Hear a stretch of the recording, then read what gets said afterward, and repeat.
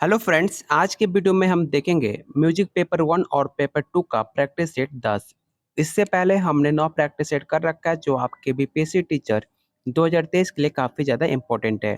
और फिर से एक बार आपके भारी डिमांड पर बिहार स्टेट 2023 की तरह बीपीएससी टीचर 2023 के लिए आपको सिर्फ 101 रुपये में आपको 15 से ज़्यादा प्रैक्टिस सेट आपको दिया जा रहा है। लेने के लिए आप कमेंट कर सकते हैं, जो अभी तक बहुत बच्चों ने ले रखा हुआ है।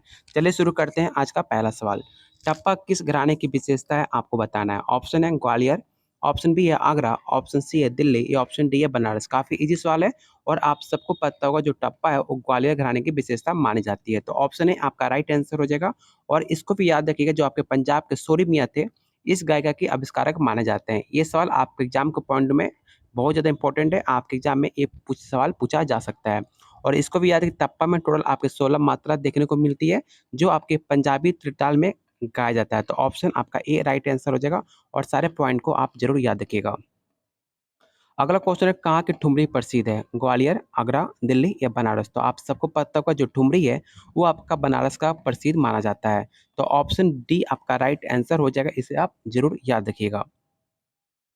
अगला क्वेश्चन है, सविता देवी किसके लिए प्रसिद्ध है। ध्रुव के लिए, ख्याल के लिए, ठुमरी या टप्पा।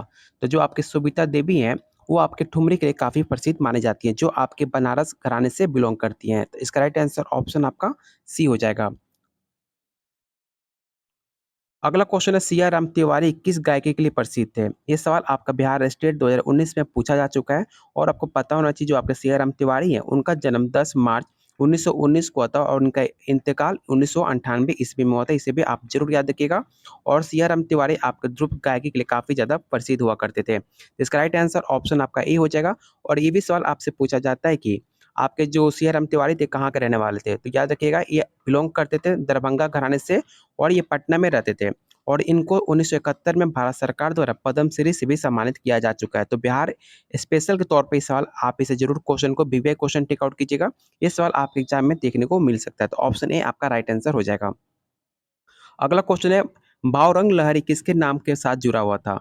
पंडित ओकानाथ ठाकुर या पंडित बलवंत राय या पंडित चितरंजन या ऑप्शन डी है पंडित प्रदीप। इसका राइट आंसर ऑप्शन आपका बी हो जाएगा।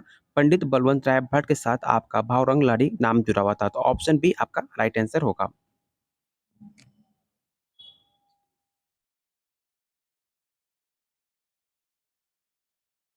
अगला क्वेश्चन है, प्रणब भारती का लेखक का क्या नाम था। काफी इंपॉर्टेंट सवाल है, इस क्वेश्चन को आप वीवीआई क्वेश्चन टिक आउट कीजिएगा। इस सवाल आपके पेपर 2 में पूछा गया था कि प्रणब भारती का लेखक का क्या नाम था। याद रखिएगा, पंडित ओंकारनाथ ठाकुर आपका राइट आंसर हो जाएगा ऑप्शन ए।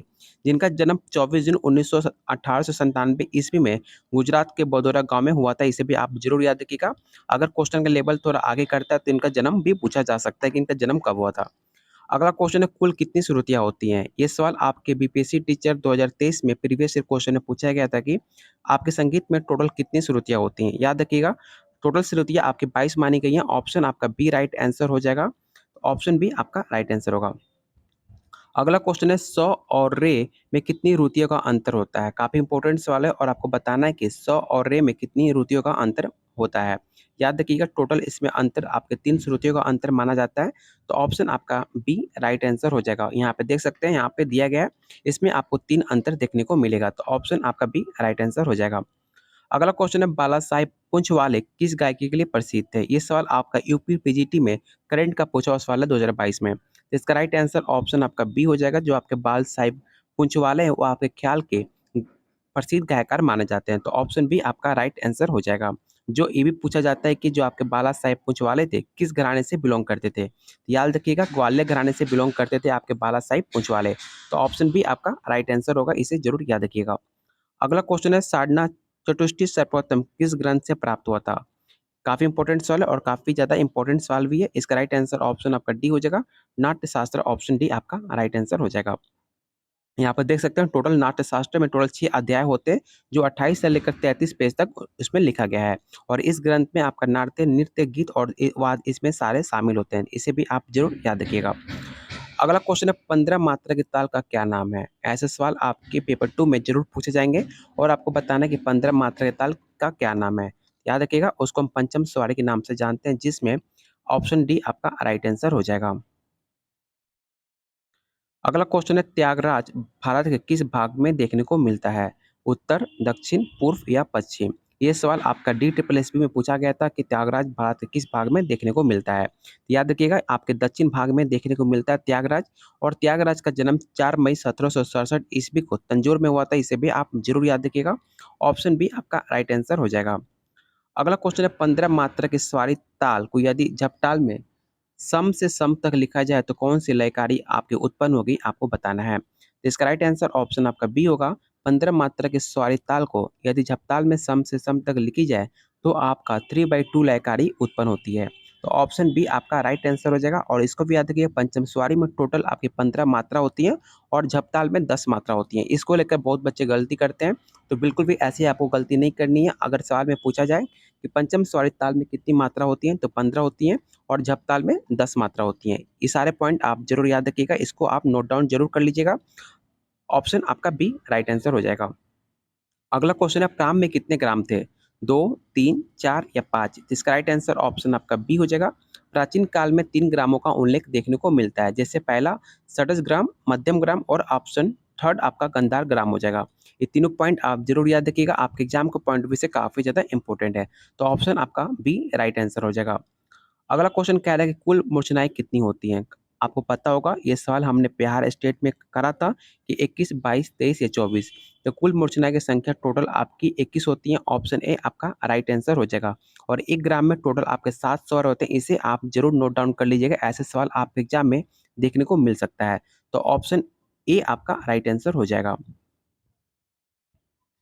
अगला क्वेश्चन है कुल विकृत स्वर कितने होते हैं? 4, 5, 3 या इनमें से कोई नहीं? तो टोटल बात कीजिए आपके विकृत स्वर की, तो टोटल इसमें 5 स्वर होते हैं। और आपके विकृत स्वर में 4 कोमल स्वर होते हैं, जैसे रे, ग, ध, नि। और एक जो होता है आपका त्रि स्वर होता है, जैसे म। इस पॉइंट को आप जरूर याद रखिएगा। ऑप्शन आपका बी राइट आंसर हो जाएगा 5। अगला क्वेश्चन है सभी शुद्ध स्वर में निर्मित राग क्या होता है, आपको बताना है। यमन, खमाज, बिलावल या इनमें से कोई नहीं? तो सभी शुद्ध स्वरों के निर्मित राग आपका बिलावल होता है। बिलावल राग का जाति संपूर्ण मानी जाती है, इसे भी आप जरूर याद रखिएगा। ऑप्शन सी आपका राइट आंसर होगा। अगला क्वेश्चन है राग यमन का स्वादी स्वर क्या होता है? म, प, द या नी? ये सवाल आपका बिहार स्टेट में पूछा हुआ सवाल था कि राग यमन का स्वादी स्वर क्या होता है। याद रखिएगा, आपका राइट आंसर ऑप्शन आपका डी हो जाएगा, नी। अगला क्वेश्चन है आपको बताना है कि जो राग दिया गया है किस प्रकार की राग है, आपको बताना है। तो इसका राइट आंसर ऑप्शन आपका डी हो जाएगा। खमाज राग की पकड़ मानी जाती है, जो आपके रात के दूसरे पहर में गाया जाता है। मतलब 12 बजे के बाद आपका खमाज जो गाना है उसको गाया जाता है। तो ऑप्शन डी आपका राइट आंसर हो जाएगा। अगला क्वेश्चन है जम जमा प्राय किस वाद्य पर बजता है? सितार, सरोद, संतूर या ऑप्शन डी है गिटार? याद रखिएगा, जो आपका जमजमा है वो आपके सितार वाद्य पर बजाया जाता है।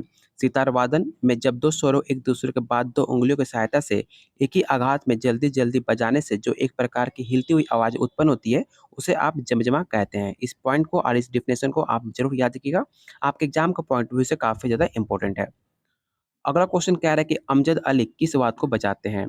तो अमजद वली आपके सरोद वाद्य को बजाने वाले फेमस आपके संगीतकार हुआ करते थे, जिनका जन्म आपके 1945 में ग्वालियर घराने में हुआ था।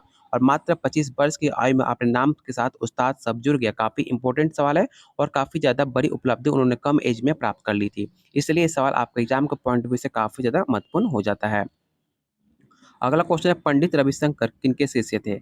ऐसे सवाल आपके एग्जाम में देखने को मिलता है कि पंडित रविशंकर किनके सदस्य शिष्य थे या गुरु थे। ऐसा सवाल आपसे एग्जाम में पूछा जाता है।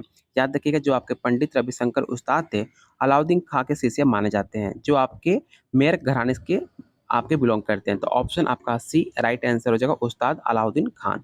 तो ऑप्शन सी आपका राइट आंसर होगा। अगला क्वेश्चन है सितार में बाज का तार किस स्वर में मिलाया जाता है? स, ग, मंद्र मध्यम या ऑप्शन डी है प? इसका राइट आंसर ऑप्शन आपका सी हो जाएगा। गायन का ख्याल का वादन प्राय क्या होता है, आपको बताना है। तोरा, झाला, जोर या गत? इसका राइट आंसर ऑप्शन आपका डी होगा। गायन का ख्याल का वादन आपका प्राय गत से माना जाता है, जिसमें दो भागों में बांटी गई है। पहला आपका स्थाई और दूसरा अंतारा। इसे भी आप जरूर याद रखिएगा। ये सारे सवाल आपके एग्जाम के पॉइंट ऑफ व्यू से काफी ज्यादा महत्वपूर्ण है, इसलिए मैं कह रहा हूँ कि बार बार इसे आप याद रखिएगा, क्योंकि ये सवाल आपके एग्जाम में पूछा जा सकता है।